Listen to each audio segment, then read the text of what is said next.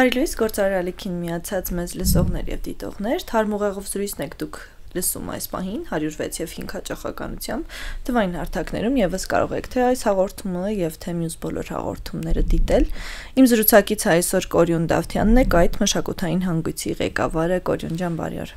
Բարև ձեզ Մոնիկա ջան։ Կրկին ուրախ եմ ձեզ տեսնել մեր տաղավարում, միշտ հարազատ է այս միջավայրում հաղորդում վարելը ձեզ հետ ու միշտ կարևոր մշակութային թեմաներ են քննարկում, պետականամետ ամենակարևորը ու այս անգամ էլ բացառություն չէ կարծում եմ, նորից նոր կարևոր միջոցառում ունեք, այս անգամ ամառային ճամբարն է սեզոնին համապատասխան։ Ինչ ամառային ճամբար եք սկսում եւ եթե չեմ սխալվում առաջին անգամ է, մեզ կպատմեք ինչով է այն տարբերվելու մյուս բոլոր ճամբարներից։ Նախ ուզում եմ ես շնորհակալություն հայտնել դարձյալ հյուրընկալելու համար, իրոք շատ հարազատ տաղավար է, լրատվական ռադիոյի տաղավար է։ Իսկ ճամբարի հետ կապված այս տարի որոշեցինք տարբեր տարիների բարբերական արել ենք ամառային դպրոցներ, տարբեր ծրագրեր տարբեր համայնքներում, Երևանում եւ այլն։ Հիմա փորձում ենք համախմբել ես մեր տարիների փորձը, գիտելիքները արդեն 8-օրյա ճամբարով եւ տեղում երեխաների համար 10-16 տարեկան երեխաներն են, 16-ները արդեն կարող ենք պատանիներ համարել, թիրախում ու մշակել ենք ժամանցային եւ կրթական շատ հետաքրքիր ու հագեցած ծրագիր, որտեղ հնարավորություն կունենան մասնակիցները ուսումնասիրել երաժշտություն, երգ, պարզ ռիթմեր, նկարչություն, ձեռագործություն, կավագործություն, որ ուղղությամբ որ կուզենան ուղղակի փորձնական ծանոթություն ունենալ ճանաչողական մակարդակում կտրվի կունենան նման հնարավորություն, որ ուղղությամբ կուզենան ավելի խորը ինքնուրույն ինչ-որ նախագծեր անել այդ 8 օրվա ընթացքում կունենան այդ հնարավորությունը միասին արշավելու ենք Հանքավանի հրաշք բնության գրկում, նշելու ենք Վարդավառը, Կայթին հատուկ հայկական ազգային ծեսերով, տոներով, երեխաներին ներկայացնելու ենք էպոսի, Սասնա ծռեր էպոսի ներկայացում, հետո դրա հիման վրա անցկացնելու ենք էպոսի քվեստ տարածքում, այսինքն Վիկտորինայի ստանդարտ Վիկտորինայի մոդելով չի լինի, տրամաբանությունը կլինի, բայց կգնան սարեր, ման կգան ինչ-որ թաքնված հետաքրքիր հուշումներ եւ կբացահայտեն հայկական էպոսի մանրամասները, հետաքրքիր դրվագները։ Կունենանք 2 համերգ, այդ ընթացքում մեկը կլինի համերգ երեխաների համար, մեր հրաշալի բենդերից մեկը հիմա անակնկալը չեմ ուզում բացել հրաշալի բենդերից մեկը կգա եւ կնվագի երեխաների համար իսկ ամփոփիչ օրը վերջին 8-րդ օրը երեխաները ցուցահանդես համերգ կունենան իրենց ծնողների համար այսինքն մենք վերջին օրը հրավիրելու ենք ծնողներին ճամբար տեսնելու երեխաների 8-օրյա արդյունքը Եվ ամեն երեկոն ամփոփելու ենք խարույկի շուրջ թեյախմությամբ, որտեղ ունենալու ենք արվեստագետ հյուր, ով կպատմի իր արվեստի հետաքրքիր դրվագների մասին։ Կորյուն ջան, ձեր նպատակը ո՞րն է ճամբարից ինչ գիտելիքով, ինչ մտքերով պիտի հեռանան երեխաները։ Ամենակարևոր այդ գլխավոր առանցքը, որի վրա փորձում եք շեշտը դնել։ Իրականում մնացել ենք Կայթ հանգույցի տրամաբանության մեջ, այսինքն արվեստի կրթություն բոլորի համար եւ այն մտքով, որ անկախ նրանից թե ինչ մասնագիտությամբ ապագայում մարդը կաշխատի, կդառնա որևէ ոլորտի մասնագետ, արվեստի կրթությունը գեղագիտական, աշխարհընկալման, էմոցիոնալ զարգացման առումով համարում ենք շատ կարևոր գործիք եւ մեր ճամբարի մասնակիցները վերջում կիմանան, կտիրապետեն, իմանալը ոնց որ զուտ ճանաչելով չէ, իրենք կտիրապետեն որևէ ուղղության սկսնակի մակարդակին, իրենք ճանաչեն տարբեր տեսակները արվեստի ուղղությունների, ժանրերի, կհասկանան ինչ է մշակույթը եւ ինչ դեր ունի արվեստը մշակույթի մեջ, ինչպես են դրանք փոխազդում իր հետ, մշակույթը ինչքան լայն հասկացողություն է եւ ոնց է արվեստը այդ լայն միջավայրի մեջ դրսևորվում, ինչ հետաքրքիր ձևեր կան, ինչ է ֆոլկլորը, ինչու է ֆոլկլորը տարբեր արվեստի այլ ժանրերից, ինչ յուրահատկություններ ունի հիմնական շեշտը դրված կլինի հայկական ազգային երաժշտության եւ արվեստների վրա, սակայն միջազգային, դասական եւ այլ ազգերի ֆոլկլորներ եւս ուսումնասիրելու են մասնակիցները, այսինքն մենք ցույց ենք տալու համաշխարհային բազմազանությունը եւ դրա մեջ մերը ոչ թե որպես լավ ու վատ, այլ որ իրենք կարողանան տեսնել եւ ինքնուրույն տարբերակել, տարբերությունները տեսնել, գնահատական տալ։ Այ հետաքրքիր է, ամռանը միշտ երեխաները ասում են վերջապես արձակուրդների ժամանակն է, հանգստանանք, ոչինչ չսովորենք։ Այդ 8 օրվա ընթացքում էլ դուք այսպես բավականին հագեցած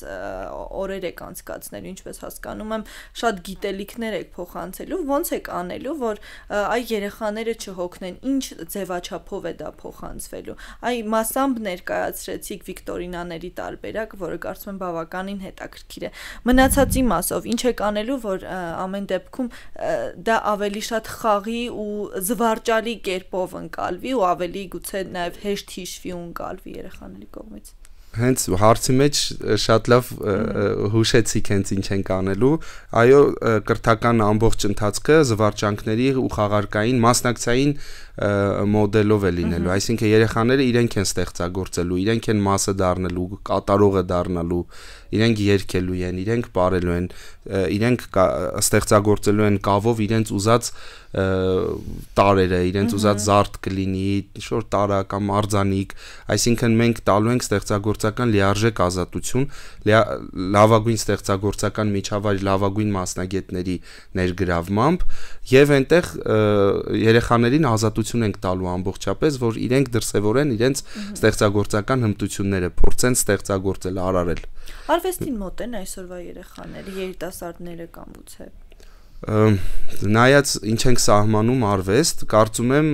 այո, բոլոր մարդիկ անկախ իրենց կամքից այսօր այս կամ այն կերպ առնչվում են արվեստի հետ։ Մենք կայთ հանգույցի, այսպես ասած, վարդապետություն, դոկտրինա սկսում ենք հենց այդ հարցադրմամբ, ասում ենք մշակույթը տեղի է ունենում անկախ նրանից մենք դա ուզում ենք թե չենք ուզում, մի հարց է մնում, մենք պատրաստվում ենք վերցնել այդտեղ կառավարում թե ոչ, այսինքն մենք պատրաստվում ենք մասնակիցը դառնալ այն մշակույթի ձևավորմանը, որի կրողն ենք լինելու ինքներս եւ կարծում եմ անկախ մեր կամքից մենք վիզուալների, էկրանից եկող ինֆորմացիայի, ֆիլմերի, երաժշտության, մեքենայի մեջ դա կլինի ռեստորանում, կլինի որևէ ծիսակարգում, անընդհատ շփվում ենք արվեստի հետ եւ այդ արվեստը փոխազդում է մեզ հետ, այսինքն անկախ մեր կամքից ինքը ինչ որ բաներ ձևավորում է ներսում, դա կլինի ճաշակ, կլինի էմոցիոնալ զարգացվածության մակարդակ, կլինի աշխարհայացք, ինչ որ բառերի մտքերի կոդավորված պաշար կարագա որևէ երգից կամ որևէ նույնիսկ գովազդից այսօր եւ դա վարքագիծ է ձևավորում մեր մեջ ու մենք ձգտում ենք հասնել նրան, որ տանք մարդկանց այնքան գիտելիք, որ իրենք սկսեն դա տարբերակել, մտածել դրա մասին եւ այսպես ասած ինքնուրույն որոշեն թե որ արվեստը, որ երաժշտությունը, որ վիզուալը իրենց կյանքում ներկա լինի, իրենք կոպիտ ասած մշակութային հիգիենա պահպանեն, այսպես ասած։ Այո, ճաշակի մասին դուք խոսեցիք, ամեն դեպքում այն ճաշակը, որ այսօր թելադրվում է մեծ մասամբ, ինքը այդքան էլ կարծում եմ մեր ազգայինի ու մշակույթին այդքան մոտ չի։ Դուք իհարկե փորձում եք եւ ոչ միայն դուք, տարբեր կազմակերպություններ փորձում են, անհատներ նաեւ փորձում են իրենց ուժերի ներածի չափով ինչ որ մի ազդեցություն ունենալ այն գաղափարականը փոխանցելով, բայց որքանով է դա ստացվում եւ արդյոք հնարավոր է դարձել այս ժամանակահատվածում իսկապես ճաշակ փոխել։ Ինչ որ իմաստով հնարավորությունները մեծացել են, բայց պետք է նկատի ունենալ, որ այդ հնարավորությունները մեծացել են նաեւ այլ մասնակիցների մոտ, խոսքս արհեստական բանականության տված հնարավորությունների մասին է, որտեղ որ վիզուալ բովանդակություն ստեղծելը հիմա շատ հասանելի է դառնում եւ օրորի զարգանում է այդ տեխնոլոգիաները, օրինակ տարիներ առաջ եթե մի մուլտֆիլմ նկարը հանելը կարար տասնյակ հազարավոր դոլարներ արժենար, հիմա AI գործիքներ կան, որոնք որ հնարավորություն են տալիս շատ փոքր բյուջեով մի հոգուն, մի սենյակում մի համակարգչով, այսպես ասած, ժամերի հարց կարող է լինել, ստեղծել բովանդակություն եւ որը մրցունակ կլինի շատ բարձր որակի արտադրող կազմակերպությունների հետ։ Այս կողմից մենք ունենք շատ հետաքրքիր պատուհան հնարավորությունների, որ հայկական բովանդակությունը ներկայացնենք այնպիսի մակարդակում, այնպիսի որակով անիմացիաների, ինչպիսին, ասենք, Disney-ներ կամ Marvel Studio-ն կամ նմանատիպ հսկաները կարող էին իրենց թույլ տալ։ Այդ իմաստով լավ պատուհան կա։ Մեկ այլ իմաստով այդ այսպես ասած գրոհը կամ շուկայում ընդհանուր ինդուստրիայում դիրքավորվելու խնդիրը մեկը ունենք, որովհետև այստեղ գիտելիքների, կառավարչական գիտելիքների, արտադրական գիտելիքների բաց կա ոլորտում, ներդրումների բաց կա, եւ մենք շատ կենտրոնացած ենք, որ այդ գիտելիքները աստիճանաբար զարգացնենք, գործիքակազմը զարգացնենք ու ըստ երևույթին կայքում ահագին զարգացել է։ Պետական աջակցություն կամ պետական ռոպագանդա գուցե աջակցություն նաև այդ իմաստով։ Մի շատ հետաքրքիր խնդիր կա պետական աջակցության հետ կապված, նայած ինչ տեսակ աջակցություն։ Երբ որ նայենք ոլորտում պետության մասնակցությունը, հարցեր կան, որոնք շատ լավ է, որ պետությունը մասնակցում է եւ հոգ է տանում այդ ժառանգության մասին, որտեղ մասնավորը ամեն դեպքում այդ ծավալը չի կարողանա տանել,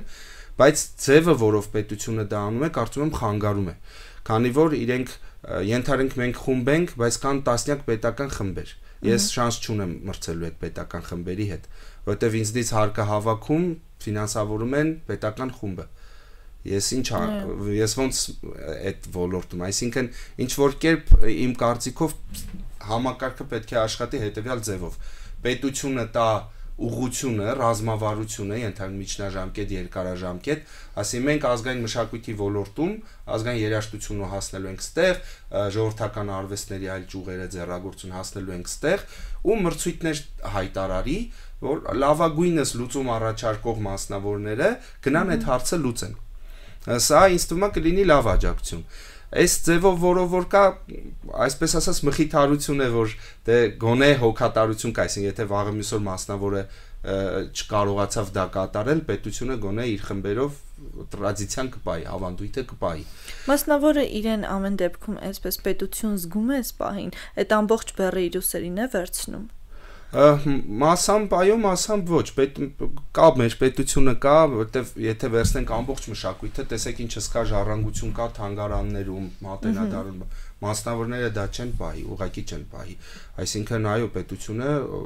հոգ է տանում նման հարցերում, բայց այն որ կան շատ խնդիրներ այդտեղ, բազմաթիվ են խնդիրները, սկսած թանգարանների ֆունկցիոնալությունից, իրենց արդյունավետությունից, սկսած պետական նվագախմբերի ֆունկցիոնալությունից ու արդյունավետությունից։ Փաստացի ստացվում է այդքան ռեսուրս է ծախսվում, բայց մեր անցած տարվա հարցման համաձայն, օրինակ, գյուղերում, գյուղական համայնքների 70%-ում մշակութային ակտիվությունը 0 է։ Եվ սա հարցում է իրականացել ենք վարչական մարմինների հետ, այսինքն ամենաիրավասու մարմիններից ստացած տեղեկատվություն եմ ասում, որ 70%-ում ընդհանրապես չկա ակտիվություն, խմբակներ նույնիսկ չկան, համերգներ չկան։ Դե համայնքը պիտի հիմնականում դրանով զբաղվի, փորձի ավելի ակտիվ պահել, թե գյուղերը, թե համայնքի այդ քաղաքը։ Այդտեղ ուրիշ խնդիր կա։ Ուրիշ խնդիր կա, որ համայնքը չունի այդ ֆինանսական ռեսուրսները։ Համայնքում ենթադրենք գյուղական համայնք է, որտեղ գործում է հյուրանոց, որը տարեկան դիցուկ շատ բոլորը հորինած եւ պայմանական թվեր եմ ասում 3 միլիոն դոլար շրջանառություն ունի եւ պետությանը տալիս է 500,000 հարկ այդ 3 միլիոնից։ Գյուղը այդտեղից ստանում է 0։ Միայն ստանում է հյուրանոցի գույքահարկը, որը եկեք ենթադրենք, որ կլինի 300,000 դրամ այդ տարվա համար։ Գյուղը չի կարող հոգալ դա։ Կամ պետք է այս համակարգը փոխվի։ Գյուղի տարածքում կամ համայնքի տարածքում է գործում տնտեսվարողը, ինքը հարկային իր բաժինը պետք է ունենա կարծում եմ։ Այդ խնդիրը հատկապես որ մարզում է նկատել։ Բոլոր մարզերում։ Բոլորում հավասար։ Այսինքն եթե ունենք 950 գյուղ, մոտավոր պլյուս-մինուս մի քանիս 72%-ը դա մոտ 700 էլի կստացվի մոտ 680 քանի գյուղ ստացվում է չունեն այդ հնարավորությունները երեխաները կրթվելու, մարդիկ ժամանցի եւ այլն։ Միևնույն ժամանակ գյուղերի 50%-ում կան խորհրդային միությունից մնացած ենթակառուցվածքներ, մշակույթի տներ եւ նման կենտրոններ։ Այսինքն առնվազն այդտեղ հնարավոր է իրականացնել։ Մենք այս տաղավարում խոսել ենք, որ մի մոդել ունենք Արև է ելել ծրագիրը, որը որ շատ հաջող ընթանում է Խաչիկ գյուղում եւ հիմա փորձում ենք նույնից ստեղծել Եղեգիս համայնքում, որտեղ արդեն բնակչություն 6500 մարդ է եւ հնարավորություն կունենան ժամանակ առ ժամանակ վայելելու մշակույթի ինչ որ իրադարձություններ մշակութային եւ երեխաները հնարավորություն կունենան սովորելու արվեստի 4 ուղղությամբ կավագործություն, ձեռագործություն, երկու բար։ Հույս ունենք, որ սեպտեմբերին կմեկնարկենք այս նախագիծը, հիմա ֆոնդահայթայթման փուլում ենք։ Հիմա հետ գալով ճամբարին այդ գյուղերի մասով որ խոսեցինք, կուզեմ կապելով նաև ամառային այս ճամբարին, արդյոք հատուկ քայլեր եք անում ավելի տեղեկացնելու գյուղի երեխաներին, որ նման ծրագիր կա, գան մասնակցեն, գոնե այդ 8 օրվա ընթացքում հնարավոր լինի իրենց փոխանցել այդ գիտելիքները։ Շատ շնորհակալություն հարցի համար, հենց դրա մասին ուզում եի ասել, որ քանի որ ճամբարը վճարովի հիմունքներով է, մենք հասկանալով հանդերձ որ շատ երեխաներ ցանկություն կունենան գալու, բայց վճարման հետ կապված խնդիր կունենանք, մեր աջակիցների միջոցով, այսպես ասած, սուբսիդիաներ ունենք եւ այո, դիտարկում ենք, որ ճամբարի մասնակիցներից կեսը կամ 40%-ը կներգրավվեն այդ միջոցներով, այսինքն կլինեն աջակիցներ, ովքեր կսուբսիդավորեն կամ գուցե ամբողջական ձևով կհոգան այն երեխաների մասնակցությունը, ովքեր ուզում են, սակայն ֆինանսական խնդրի պատճառով չեն կարողանա միանալ։ Նաև նշեմ, որ մենք պատրաստ ենք եւ ցանկություն ունենք Սփյուռքի մեր երեխաներին նույնպես ներգրավելու ճամբարում, քանի որ ճամբարի ծրագիրը Հայաստանի պատմական Հայաստանի տարբեր տարածքներից ժառանգած երաժշտության եւ արվեստների ներգրավման լինելու բովանդակային իմաստով եւ շատ հետաքրքիր կլինի ունենալ ճամբարում մասնակիցներ նաեւ ենթադրենք սասունցիների, վանեցիների եւ այլն, որոնք հիմա ապրում են Սփյուռքում այնտեղ են։ Այ ես ուզում եի անպայման մենք Սփյուռքի մասին խոսենք, ճիշտ է նշել եք, որ պատրաստ եք ընդունել նաեւ Սփյուռքի մեր հայրենակիցներին, բայց այդ կապը ոնց է աշխատում, բացի այս ծրագիր, այլ ծրագրեր դուք մշտապես իրականացնում եք ու ես գիտեմ, որ շեշտը միշտ դնում եք նաեւ Սփյուռքի վրա։ Այս ընթացքում ինչ աշխատանք է տարվել, որպես այդ կապը ավելի ամուր լինի, արդյոք հնարավոր է դարձել Սփյուռքից մարդկանց բերել ավելի կապել իրենց արմատներին, թե ամեն դեպքում բարդ է ստացվում։ Ճամբարը, քանի որ այս տարի ենք մեկնարկում, առաջին անգամ ենք անելու, մենք մեր կապերով ընկերական ում որ ճանաչում ենք, փորձել ենք ճամբարի ներկայացումը ուղարկել տարբեր կազմակերպությունների, որոնք գործում են Սփյուռքում եւ առաջարկել ենք, որ եթե իրենք պատրաստակամություն կունենան ինչ-որ ձևով կազմակերպել երեխաների գալը եւ այստեղ այդ 8 օրվա տեղափոխման եւ այլ հարցերը, մենք էլ մեր կողմից կփորձենք ներգրավման հարցերը լուծել, ելի ինչ-որ ծրագրերով։ Այս պահին դինամիկա որպես այդպեսին շատ չունենք, սակայն նոր ենք սկսել այդ ուղղությամբ աշխատանքը եւ հույս ունեմ գոնե մի փոքր խումբ կունենանք Սփյուռքից երեխաներ, աշխատում ենք թե ԱՄՆ-ի, թե Եվրոպայի եւ թե ռուսական, այս պահին ռուսական կողմից ակտիվություն կա, բայց սպասում ենք, հույս ունենք, որ այլ կողմերից էլ կլինի, իսկ այլ ծրագրերով կայքի մենք բազմաթիվ անգամ եղել ենք Սփյուռքի տարբեր օջախներում, թե դեպի Մերձավոր Արևելք, թե Ռուսաստանում, թե եվրոպական եւ նույնիսկ ԱՄՆ-ել ենք եղել։ Անկամ տեղում եք փորձում աշխատել։ Տեղում էլ, այո, անընդհատ այցերել ենք արել, դասընթացներ, բանախոսություններ, համերգներով ենք շատ հանդես եկել Սփյուռքի օջախներում եւ մոտ են կանգնած հայկականին։ դժվար է Ռուսաստանում մի քիչ բարդ է այդ հարցը կարծում եմ ավելի քան մյուս տեղերում, որովհետև Ռուսաստանում չգիտեմ, ամեն դեպքում իմ տպավորությունն է կողքից, որ Միացյալ Նահանգներում գուցե կարողանում են օրինակ հայկական դպրոցներ գնալ եւ խնդիրը ինչ որ չափով լուծվում է, Ռուսաստանի Դաշնությունում մենք կարծես թե ավելի մեծ խնդրեմ ունենք։ Ռուսաստանի ես էլ պետք է իմ զգացողություններով ասեմ, որովհետեւ որևէ դատա չունեմ այդ թեմայով, մենակ կարող եմ մեր առնչությունների մասով ասել, որ օրինակ հենց Ռուսաստանում կան շատ լավ հայկական ավանդական պարերի խմբեր եւ բավականին շատ Ռուսաստանի օջախները հայկական բավականին շատ են, ամեն օջախ, այսպես ասած, իր փորձում է իր ազգային պարերի խումբը ստեղծել, ըստ երևույթին էլի Գինոսյան Գագիկի մատը խառն է այդ բոլոր հարցերում եւ իր թեթև ձեռքով այդ խանդավառությունը տարածվում է։ Նույնը կարող եմ նկատել եվրոպական որոշակի համայնքներում, սակայն եթե նայենք քանակական հարաբերություններին, ասենք 2.5 կամ 2 միլիոնանոց համայնք ունենք Ռուսաստանում եւ այդ դինամիկան անհամադրելի դանդաղ եւ ցածր է, բայց մյուս կողմից ամեն ինչ որ կետից սկսում է, չեմ ուզում լավատեսությունը իմ կորցնել եւ հավատացած եմ, որ ենթադրենք մի սերունդի ընթացքում 15 կամ 20 տարվա մեջ մենք շատ շոշափելի արդյունքներ կտեսնենք այդ ուղղությամբ ու նաեւ մշակույթի այս մոդելների ֆոլկլորի, հայկական ֆոլկլորի տարածումը շատ կարևոր է հենց Սփյուռքի օջախներում այն իմաստով, որ այդ հաղորդակցական ուղիները գնալով դժվարանում են, երբ որ ընդհանուր մտածողության, ընդհանուր մշակութային ընկալումների եզրերը գնալով փռվում են եւ կարծում եմ հայկական ֆոլկլորը հավասարաչափ հոգեհարազատ է մեր Սփյուռքի բոլոր օջախներում ապրող հայրենակիցների համար եւ եթե մենք կարողանանք զարգացնել, տարածել հենց հայկական ֆոլկլորը այդ օջախներում կրթական ճանապարհներով մենք եթերից առաջ գենի մասին էինք խոսում, այդ հենց գեների մեջ դա իհարկե կա, պիտի պարզապես արթնացնել։ Այո, ու ինքը շատ լավ հաղորդակցական գործիք է, շատ անմիջական, առանց բաժանումների, առանց պիտակավորումների տեսող, այսպես ասած դա ըստ երևույթին լավագույն գործիքն է, որը հայերի եւ հայերի միջև որևէ բաժանարար բան չունի, ինքը բոլորս ենք ժառանգել, դա մեր բոլորինն է եւ մենք բոլորս կարող ենք դրա հետ աշխատելով փորձել նաեւ աշխատել իրար հետ, հաղորդակցվել իրար հետ։ Այս իմաստով էլի ճամբարը այս տարի մենք կանենք առաջին անգամ եւ հաջորդ տարվա համար շատ ավելի մեծ ռեսուրսներ կներգրավենք Սփյուռքից մեր